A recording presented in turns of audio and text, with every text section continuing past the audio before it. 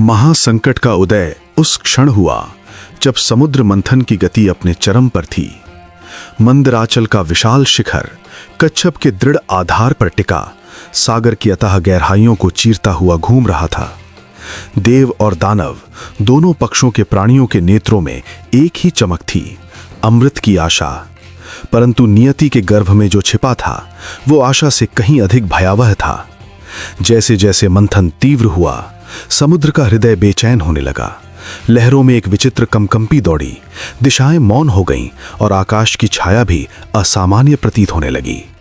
अचानक सागर की गहराइयों से एक अनजाना अंधकार फूटा। वो कोई साधारण धुआं नहीं था, ना ही कोई सामान्य वाष्प।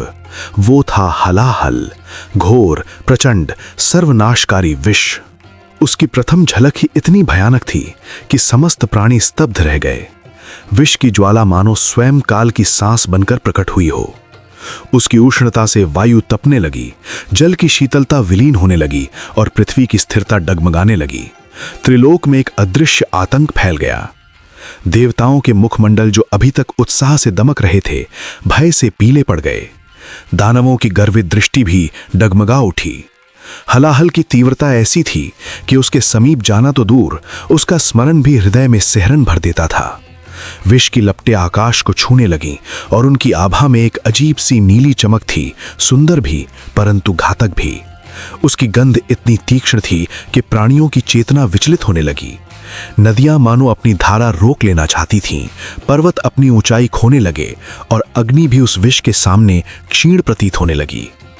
क्षण भर में स्पष्ट हो गया कि यह केवल एक द्रव्य नहीं, बल्कि सृष्टि के अस्तित्व के लिए चुनौती था। देव, दानव, गंधर्व, यक्ष सभी के हृदयों में एक ही प्रश्न कौंधने लगा, अब क्या होगा? हलाहल की ज्वाला यदि फैलती रही तो न केवल मंथन व्यर्थ होगा, बल्कि समस्त जड़त विनाश के गर्त में समा जाएगा। कोई भी शक्ति उस विष के प्रभाव से अछूती नहीं थी। समय जैसे थम गया और आशा का प्रकाश मंद पड़ने लगा। विष का प्रभाव धीरे धीरे प्रकट होने लगा।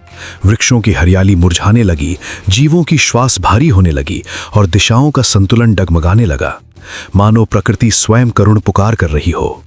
समुद्र जो अब तक अनंत रहस्यों का भंडार था, अपने ही गर्भ से निकले इस संकट से विकल हो उठा। उसकी लहरें उग्र होने लगी, परंतु उनमें भी एक विवशता थी, जैसे वो अपने ही दोष पर पश्चाताप कर रहा हो। देवताओं ने परस्पर दृष्टि मिलाई, पर किसी के पास समाधान नहीं था। उनकी दिव्य शक्तियां भी उस विष के सम्मुख निष्प्रभ लगने लगीं। दानवों की सामर्थ्य और अहंकार भी क्षण भर में तिरोहित हो गए। भय ने सभी को समान बना दिया। सृष्टि के प्रत्येक कोने में एक ही अनुभूति थी, असहायता। कोई भी उस प्रचंड विष को रोकने में समर्थ नहीं दिख रहा था। उस समय का मौन अत्यंत गहरा था। न शंख ध्वनि, न घोष, न गर्जना, केवल विष की ज्वाला की फुफकार। वो ध्वनि भी ऐसी थी मानो स्वयं विनाश का गीत गा रही हो। आकाश में विचरते पक्षी दिशाहीन हो गए, पृथ्वी पर विचरते प्राणी छिपने लगे और जलचर अपने ही निवास में भयभीत होकर सिमट गए। हर ओर एक अनिश्चितता, एक अदृश्य संकट की छाया फैल गई। हलाहल केवल देह को ही नहीं, मन को भी कंपित कर रहा था। उसकी उपस्थिति ने समस्त प्राणियों के भीतर मृत्यु का बोध जगा दिया। यह स्पष्ट था कि यदि इस विष का समाधान शीघ्र न हुआ तो सृष्टि की गति रुक जाएगी। आशा की किरण क्षीण होती जा रही थी और निराशा का अंधकार गहराने लगा था। फिर भी उस महासंकट के बीच एक सूक्ष्म विश्वास जीवित था कि जब संकट चरम पर पहुंचता है, तभी समाधान का मार्ग भी प्रकट होता है।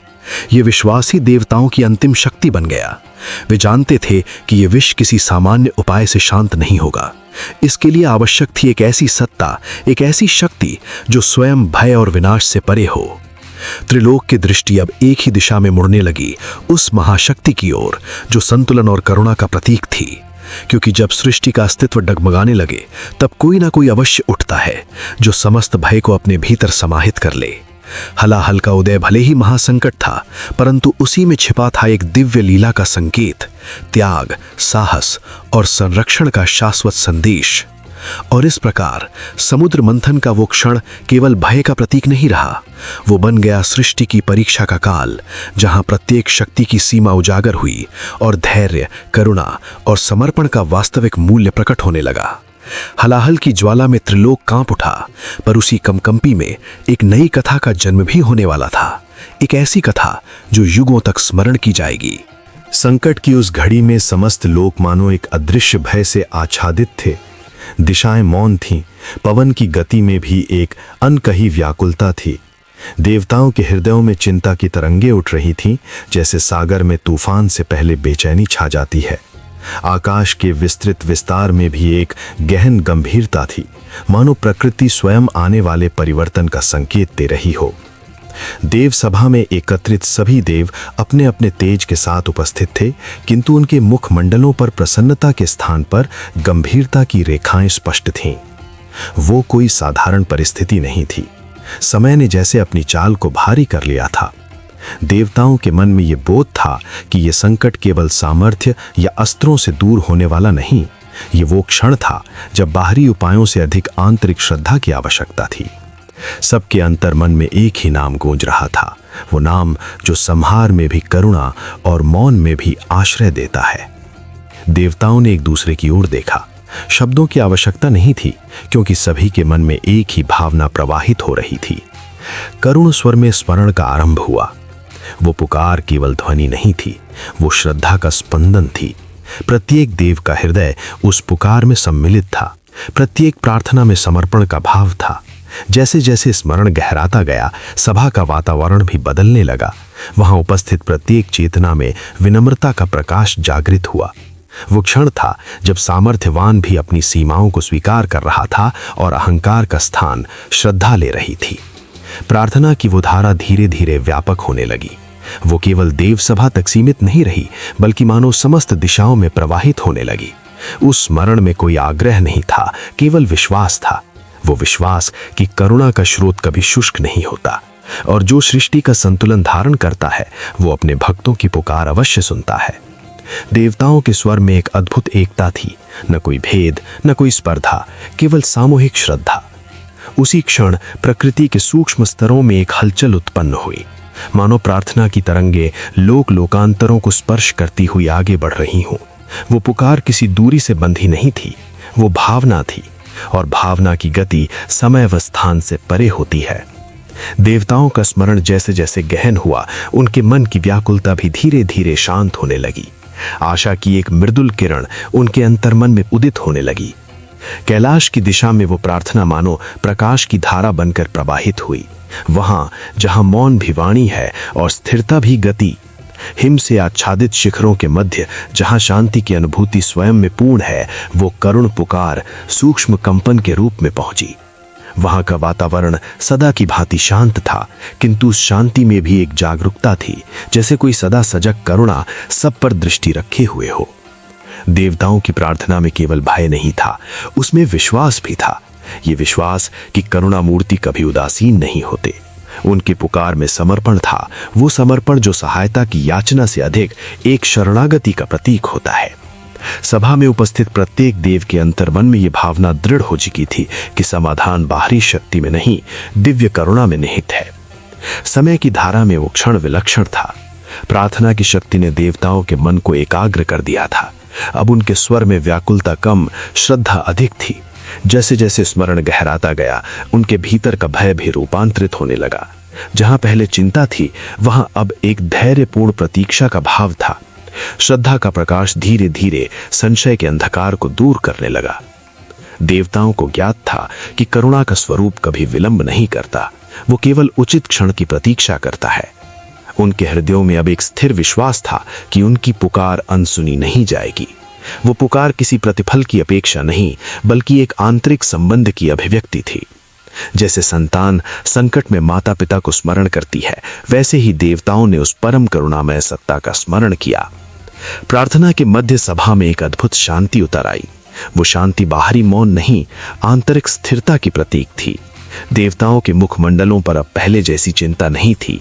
उनके अंतर्मन में यह अनुभव जागृत हो चुका था कि जब स्मरण सच्चा हो तो भय की जड़ें स्वयं दुर्बल होने लगती हैं।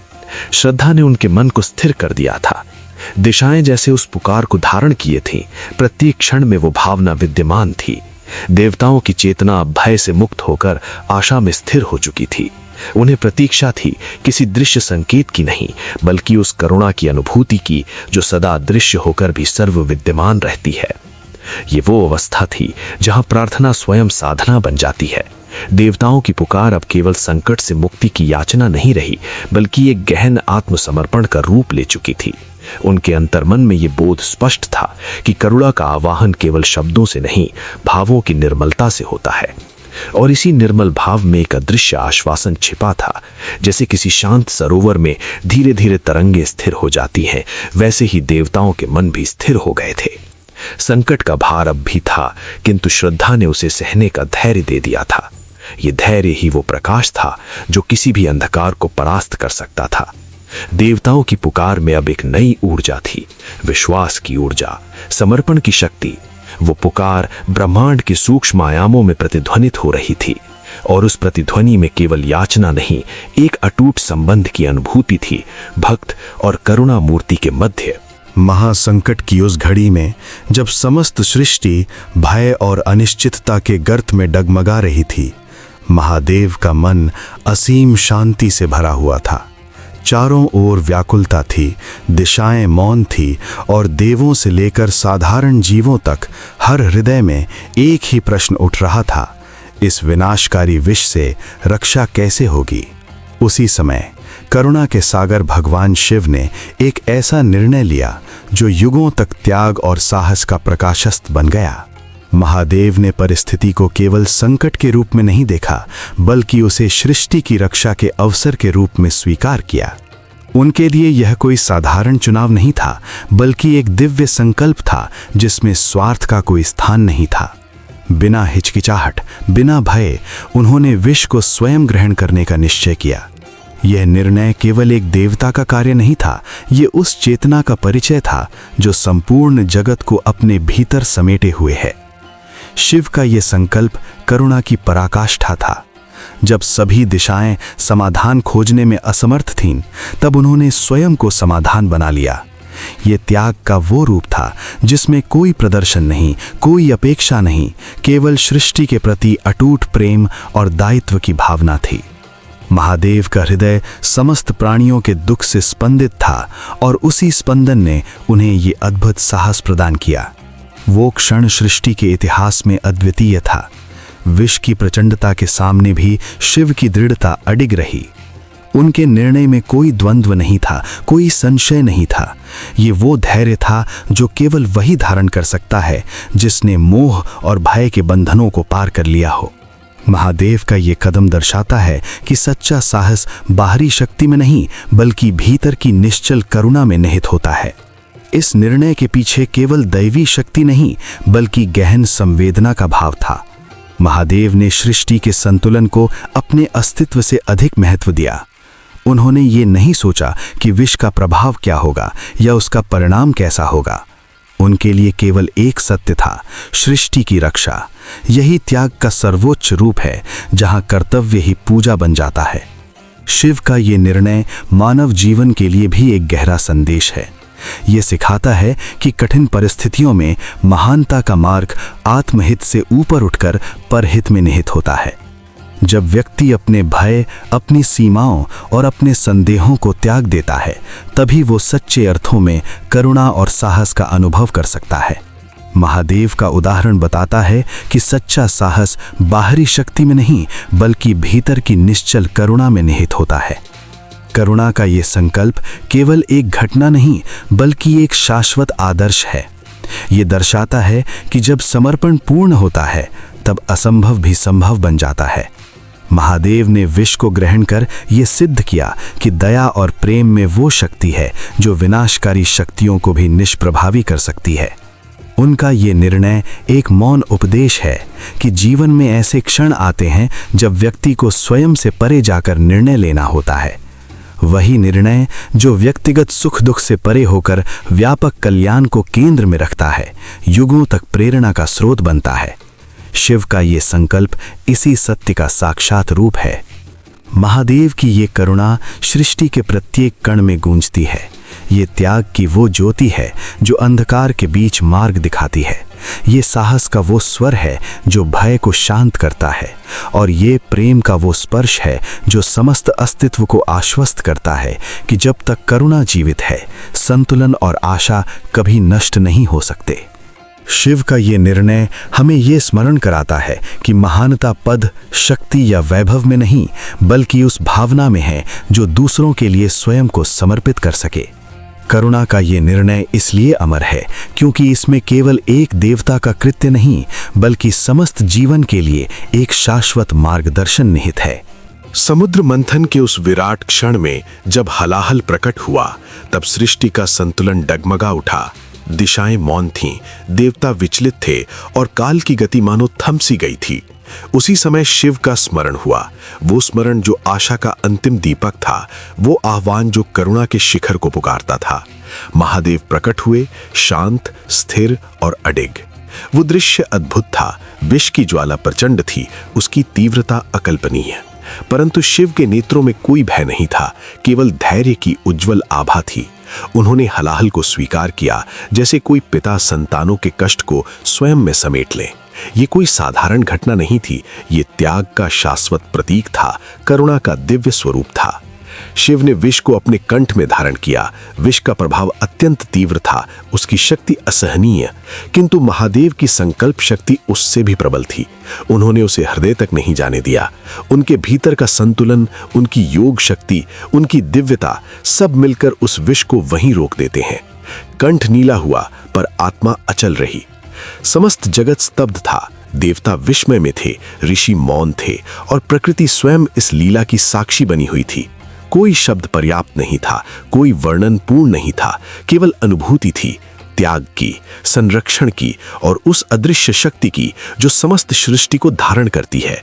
ये लीला केवल एक घटना नहीं, एक संदेश है। ये बताती है कि संकट चाहे कितना भी प्रचंड क्यों ना हो, धैर्य और करुणा उससे बड़े होते हैं। शिव का विषपान ये सिखाता है कि सच्ची महानता अपने लिए नहीं, दूसरों के लिए जीने में है। उनका मौन निर्णय, उनका अडिग धैर्य, उनकी सहज करुणा सब मिलकर एक अमर आदर्श बन जाते हैं। विष का ताप बढ़ता है, पर शिव की शांति उससे भी अधिक व्यापक रहती है। वो ताप उनके तेज को मंद नहीं करता, बल्कि और अधिक उज्जवल बना देता है। उनके भीतर की स्थिरता, उनकी आत्मनिष्ठा, उनका योग सब इस लीला को दिव्य बना देते हैं। विष हारता है, संकल्प जीतता है। इस क्षण में सृष्टि एक गहरा सत्य देखती है। शक्ति का अर्थ विनाश नहीं, संरक्षण है। सामर्थ्य का अर्थ प्रभुत्व नहीं, समर्पण है। शिव इस सत्य के जीवंत प्रतीक बनते हैं। उनका विषपान सिखाता है कि जब कोई स्वयं को लोक कल्याण के लिए अर्पित करता है, तब वही कर्म अमर हो जाता है। जगत की स्तब्धता धीरे धीरे श्रद्धा में बदलती है। भय शांत होता है, विश्वास जागृत होता है। देवता समझते हैं कि ये केवल एक देव की लीला नहीं, अस्तित्व का आधार है। शिव की ये करुणा सृष्टि के हृदय में स्थायी हो जाती है, जैसे कोई अमिट प्रकाश। विष कंठ में है, पर वाणी में करुणा है। ताप भीतर है, पर चित्त निर्मल है। यही शिव की महिमा है, वो विरोधों का संतुलन, वो धधकती ज्वाला में भी शीतलता का अनुभव। उनकी लीला ये दर्शाती है कि सच्चा योग बाहरी परिस्थितियों से परे आंतरिक संतुलन में निहित है। समय आगे बढ़ता है, पर यह क्षण शाश्वत बन जाता है। युग बदलते हैं, कथाएं दोहराई जाती हैं, पर विषपान की ये लीला सदा प्रेरणा देती रहती है। ये हर हृदय को स्मरण कराती है कि त्याग में अपार शक्ति है और करुणा में असीम सामर्थ्य। शिव मौन रहते हैं, पर उनका कर्म बोलता है। उनका कंठ नीला है, पर उनका तेज स्वर्णिम। ये विरोधाभास नहीं, दिव्यता का प्रमाण है। वो विष को धारण करते हैं, पर विष उन्हें धारण नहीं कर पाता। यही आत्मबल की पराकाष्ठा है। इस लीला में कोई प्रदर्शन नहीं, कोई आडंबर नहीं, केवल सहजता है, केवल सत्य है। शिव का निर्णय उतना ही स्वाभाविक है जितना श्वास का प्रवाह। यही उनकी महानता है, वो सरलता जो असाधारण को भी सहज बना देती है। विषपान की ये कथा मानव जीवन के लिए भी एक दीप स्तंभ है। ये बताती है कि जीवन में आने वाले विष, कष्ट, दुख और बाधाएं हमें विचलित कर सकते हैं, पर यदि चित्त स्थिर हो तो उन्हें रूपांतरित किया जा सकता है। शिव इस रूपांतरण के प्रतीक है। जगत इस लीला को स्मरण करता है, गुनगुनाता है और उससे शक्ति ग्रहण करता है। हर युग में, हर संकट में ये कथा पुनः जीवित हो उठती है। शिव का विषपान केवल अतीत नहीं, एक सतत प्रेरणा है, एक शाश्वत स्मृति। अंततः ये लीला एक ही सत्य पर आकर ठहरती है, करुणा ही परम शक्ति है, त्याग ही परम विजय है और शिव उस करुणा और त्याग के अनंत स्रोत हैं जो सृष्टि को संतुलित रखते हैं, जो जीवन को अर्थ देते हैं और जो हर हृदय में साहस का दीप जलाते हैं। नील वर्ण का प्राकट्य केवल एक दैहिक परिवर्तन की कथा नहीं है, बल्कि त्याग, करुणा और विश्व कल्याण की अनश्वर व्याख्या है। जब कंठ पर नीलिमा उदित हुई, तब वो रंग किसी विष की प्रतिक्रिया भर नहीं रहा, वो एक मौन उद्घोष बन गया, ये कि महानता स्वयं के लिए नहीं, समष्टि के लिए जीती है। उस नीलिमा में वेदना भी थी, पर उससे कहीं अधिक था धैर्य। उसमें पीड़ा का स्पर्श भी था, पर उससे कहीं अधिक था संरक्षण का संकल्प। नील रंग, जो सामान्यतः शांति, गहराई और अनंतता का प्रतीक माना जाता है, यहाँ एक नए अर्थ में प्रकट हुआ। वो आकाश की विशालता सा व्यापक था, समुद्र की गहराई सा गंभीर था और करुणा की धारा सा कोमल था। ये नीलिमा मानो स्मरण दिलाती रही कि जब संकट चरम पर हो, तब साहस शब्दों में नहीं, कर्म में प्रकट होता है। ये वो क्षण था जहां मौन ही सबसे प्रभावशाली वाणी बन गया। नीलकंठ की ये छवि मानव चेतना के लिए एक दर्पण है। ये बताती है कि जीवन में आने वाले विष, चाहे वो दुख के हों, अन्याय के हों या विपरीत परिस्थितियों के, उन्हें केवल नकारने से शांति नहीं मिलती। कभी कभी उन्हें धारण करना पड़ता है, रूपांतरित करना पड़ता है, ताकि उनका दाह समष्टि को न जला सके। यही धारण करने की क्षमता, यही सहनशीलता दिव्यता का आभास कराती है। नील रंग, जो सामान्यतः शांति, गहराई और अनंतता का प्रतीक माना जाता है, यहाँ एक नए अर्थ में प्रकट हुआ। वो आकाश की विशालता सा व्यापक था, समुद्र की गहराई सा गंभीर था और करुणा की धारा सा कोमल था। ये नीलिमा मानो स्मरण दिलाती रही कि जब संकट चरम पर हो, तब साहस शब्दों में नहीं, कर्म में प्रकट होता है। ये वो क्षण था जहां मौन ही सबसे प्रभावशाली वाणी बन गया। नीलकंठ की ये छवि मानव चेतना के लिए एक दर्पण है। ये बताती है कि जीवन में आने वाले विष, चाहे वो दुख के हों, अन्याय के हों या विपरीत परिस्थितियों के, उन्हें केवल नकारने से शांति नहीं मिलती। कभी कभी उन्हें धारण करना पड़ता है, रूपांतरित करना पड़ता है, ताकि उनका दाह समष्टि को न जला सके। यही धारण करने की क्षमता, यही सहनशीलता दिव्यता का आभास कराती है। नीलिमा में एक अद्भुत विरोधाभास भी है। विष का स्वभाव विनाशकारी है, पर वही विष जब त्याग से स्पर्शित होता है, तब वो संरक्षण का प्रतीक बन जाता है। यही जीवन का गूढ़ सत्य है। वस्तु नहीं, दृष्टि उसका अर्थ निर्धारित करती है। पीड़ा भी तब पूजनीय बन जाती है जब वो दूसरों की रक्षा के लिए स्वीकार की जाए। नीलकंठ का नील वर्ण इसी रूपांतरण का शाश्वत संकेत है। ये घटना त्याग की परिभाषा को भी व्यापक बनाती है। त्याग केवल भौतिक वस्तुओं का परित्याग नहीं, वो स्वयं के सुख, सहजता और सुरक्षा से ऊपर उठने का नाम है। ये वो शक्ति है जहां व्यक्ति अपनी सीमाओं को लांघकर विश्व के हित को अपना धर्म बना लेता है। नीलिमा इसी धर्म का दृश्य प्रतीक है, एक ऐसा धर्म जो शब्दों से नहीं, उदाहरणों से जीवित रहता है। नीलकंठ का नील वर्ण करुणा का भी चरम रूप है। करुणा केवल संवेदना नहीं, वो सक्रिय संरक्षण है। वो भावना है जहां किसी अन्य के दुख को देखकर हृदय विचलित ही नहीं होता, बल्कि समाधान का मार्ग भी खोजता है। करुणा में साहस का संगम हो जाए तो वो विश्व रक्षा का आधार बन जाती है। यही कारण है कि ये नीलिमा केवल एक चिन्ह नहीं, एक दर्शन है। इस प्रतीक में धैर्य का पाठ भी छिपा है। विष का प्रभाव तत्काल था, पर उस प्रभाव को स्वीकार करने में विचलन नहीं था। ये धैर्य सिखाता है कि परिस्थितियां चाहे जितनी विषम हो, मन की स्थिरता ही सच्ची शक्ति है। बाहरी परिवर्तन क्षणिक है, पर आंतरिक संतुलन शाश्वत है। नीलवर्ण इस संतुलन का दृश्य रूप है।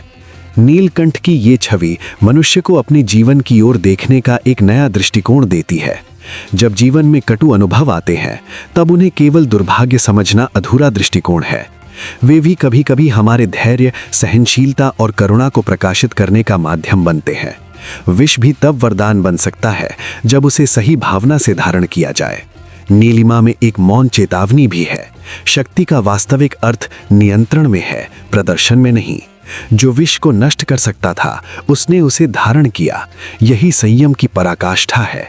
ये संदेश देता है कि शक्ति का सर्वोच्च रूप विनाश नहीं, संरक्षण है, अधिकार नहीं, उत्तरदायित्व है। ये नीलवर्ण समय की सीमाओं से परे है। युग बदलते हैं, संदर्भ बदलते हैं, पर त्याग और करुणा के मूल्य शाश्वत रहते हैं। यही कारण है कि नीलकंठ की नीलिमा आज भी उतनी ही प्रासंगिक है जितनी कभी थी। ये मानवता को स्मरण कराती है कि सच्चा वैभव बाहरी आभूषणों में नहीं, आंतरिक उदात्तता में है। अंततः नीलवर्ण का प्राकट्य एक आध्यात्मिक उद्घोष है। ये कि जब व्यक्ति अपने अस्तित्व को समष्टि के हित में समर्पित करता है, तब उसका प्रत्येक कष्ट एक अमर प्रतीक बन जाता है। वो पीड़ा व्यक्तिगत नहीं रहती, वो प्रेरणा बन जाती है, आदर्श बन जाती है। नीलिमा इसी अमर प्रेरणा का उज्जवल, शांत और गहन प्रकाश है। नीलकंठ रूप का चिंतन जीवन के गहरे सत्य को सहज और शांत ढंग से उजागर करता है। यह रूप केवल एक पौराणिक प्रसंग नहीं, बल्कि मानवीय अनुभवों की जटिलताओं को समझने की एक सूक्ष्म दृष्टि है। जीवन में विषमताएं, चुनौतियां, कटुताएं और असंतुलन अनिवार्य हैं। कोई भी व्यक्ति ऐसा नहीं जो कठिन परिस्थितियों से अछूता रहे।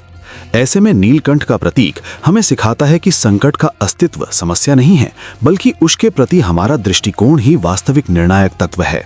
विष का अर्थ केवल बाहरी पीड़ा या बाधाएं नहीं है। ये उन मानसिक और भावनात्मक अवस्थाओं का भी संकेत है जो व्यक्ति को भीतर से विचलित करती हैं। क्रोध, भय, ईर्ष्या, असंतोष, निराशा और असुरक्षा। ये भावनाएं यदि अनियंत्रित रहें तो व्यक्ति के मन और व्यवहार को अस्थिर कर देती हैं। नीलकंठ का संदेश ये है कि विष को नकारना या उससे भागना समाधान नहीं, बल्कि उसे पहचान कर संयम पूर्वक नियंत्रित करना ही सच्चा संतुलन है। आत्मनियंत्रण का विचार यहाँ केंद्रीय बन जाता है। विष को कंठ में रोकना एक गहन प्रतीकात्मक संकेत है। जीवन की नकारात्मकताओं को स्वीकार करना, परंतु उन्हें हृदय और चेतना पर अधिकार न देना। ये उस सजगता की ओर इंगित करता है जिसमें व्यक्ति परिस्थितियों से प्रभावित तो होता है, परंतु उनका दास नहीं बनता। धैर्य और विवेक के माध्यम से वो अपने भीतर स्थिरता बनाए रखता है। संयम का अर्थ दमन नहीं है। ये किसी भावना को दबा देने का आग्रह नहीं करता, बल्कि उसे समझने और साधने का मार्ग दिखाता है। जब व्यक्ति अपनी प्रतिक्रियाओं को देख पाता है, तब वो आवेगों से मुक्त होकर निर्णय लेता है। यही संतुलन का प्रारंभिक चरण है। धैर्य इस प्रक्रिया का सहायक तत्व है, क्योंकि बिना धैर्य के कोई भी आत्मिक स्थिरता संभव नहीं। नीलकंठ का संदेश हमें यह भी समझाता है कि जीवन पूर्णतः सुखमय या पूर्णतः दुखमय नहीं होता। दोनों अवस्थाएं एक दूसरे की पूरक हैं। यदि व्यक्ति केवल सुख की अपेक्षा रखे तो विषमता उसे अधिक विचलित करेगी, परंतु यदि वो स्वीकार कर ले कि परिवर्तन और चुनौती जीवन का स्वाभाविक अंग है, तो उसका मन अधिक स्थिर रहेगा। संतुलन इसी स्वीकार में निहित है। आधुनिक जीवन की तीव्र गति में ये शिक्षा और भी प्रासंगिक हो जाती है। आज मनुष्य बाहरी उपलब्धियों में व्यस्त है, परंतु भीतर की शांति से दूर होता जा रहा है। प्रतिस्पर्धा, अपेक्षाएं और निरंतर तुलना व्यक्ति को मानसिक तनाव की ओर ले जाती हैं। ऐसे वातावरण में नीलकंठ का प्रतीक आत्मिक धैर्य का स्मरण कराता है। वो धैर्य जो व्यक्ति को प्रतिक्रियात्मक जीवन से सजग जीवन की ओर ले जाता है। संतुलन का अर्थ निष्क्रियता नहीं है। ये सक्रिय जीवन के मध्य भी आंतरिक स्थिरता का बोध है। व्यक्ति कर्म करता है, निर्णय लेता है, संघर्षों का सामना करता है, परंतु भीतर से विचलित नहीं होता। ये स्थिति तभी संभव है जब वो अपने मन को परिस्थितियों से ऊपर उठाने का अभ्यास करे। संयम और धैर्य यहाँ साधन बनते हैं, लक्ष्य नहीं। नीलकंठ का रूप ये भी सिखाता है कि शक्ति का वास्तविक स्वरूप बाहरी प्रदर्शन में नहीं, बल्कि भीतर की स्थिरता में है। जो व्यक्ति कठिनाई के समय शांत रह सके, वही सच्चे अर्थों में शक्तिशाली है। आवेग में बह जाना सरल है, परंतु संतुलन बनाए रखना साधना है। ये साधना निरंतर सजगता और आत्मबोध से उत्पन्न होती है। इस प्रतीक में करुणा का सूक्ष्म संदेश भी छिपा है। जीवन की विषमताओं को समझने वाला व्यक्ति दूसरों के प्रति अधिक सहानुभूतिशील बनता है। वो जानता है कि हर व्यक्ति अपने संघर्षों से गुजर रहा है।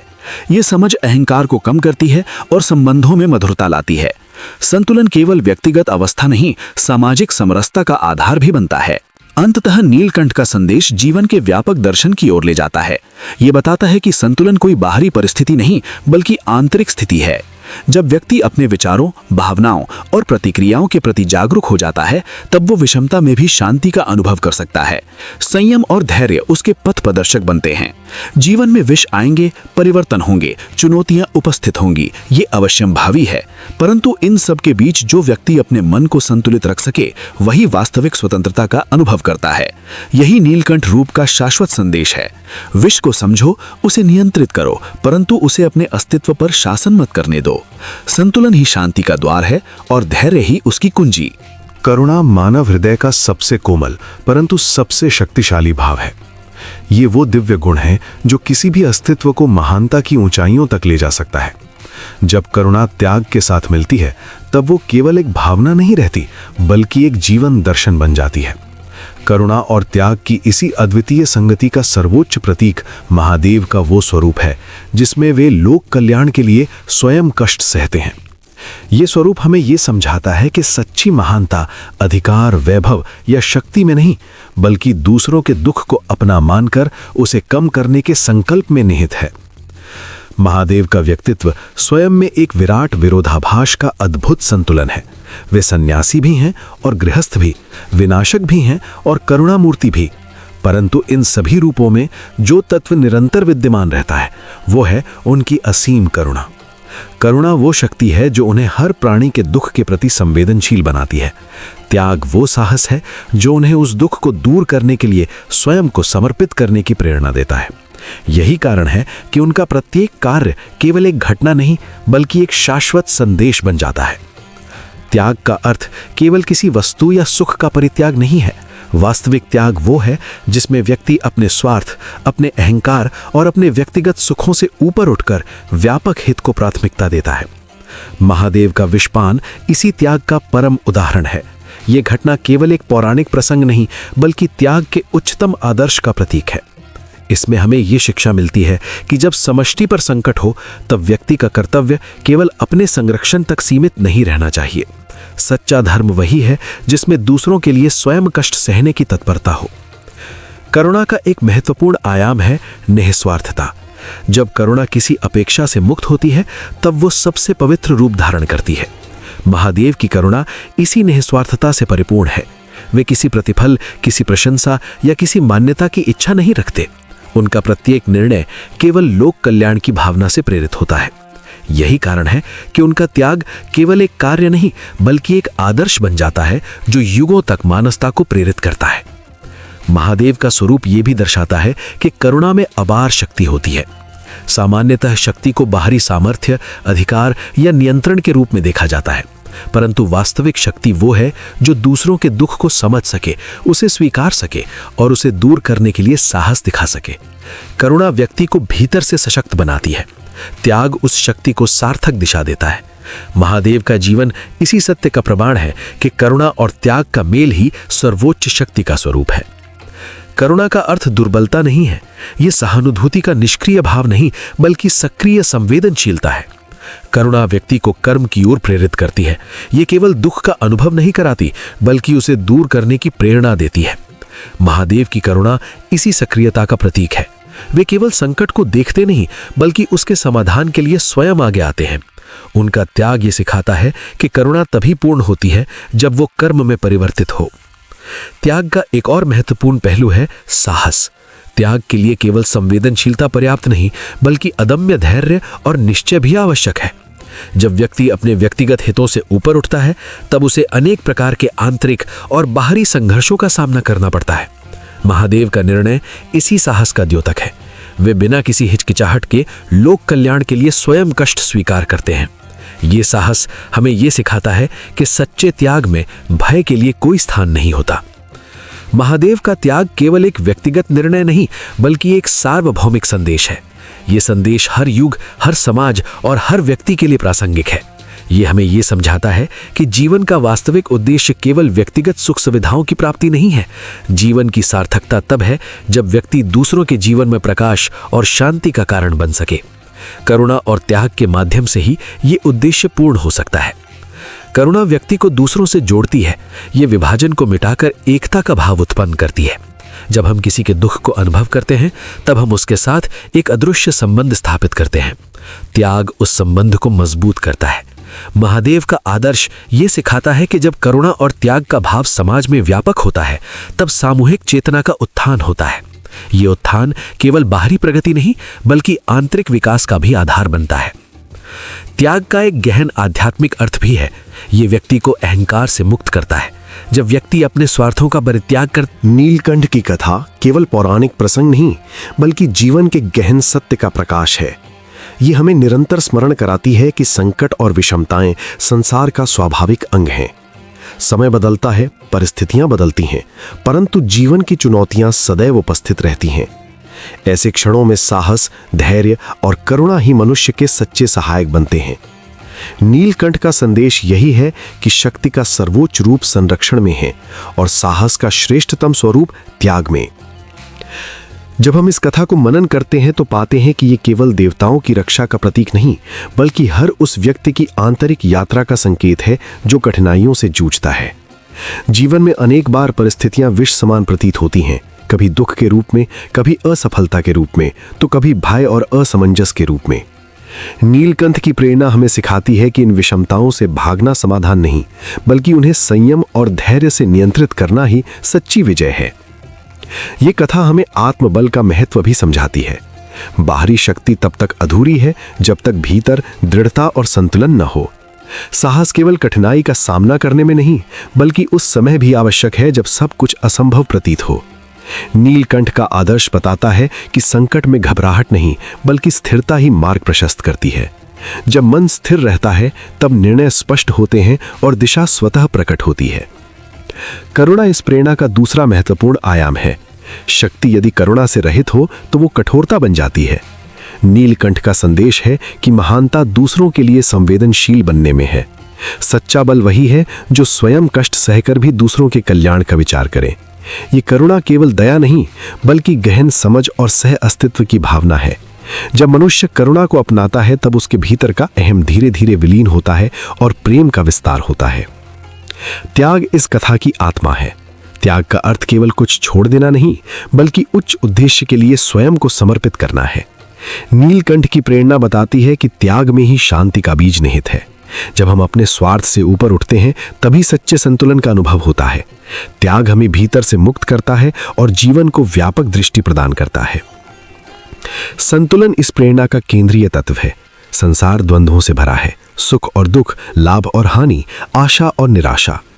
नीलकंठ का आदर्श हमें सिखाता है कि संतुलन बनाए रखना ही जीवन की सबसे बड़ी साधना है।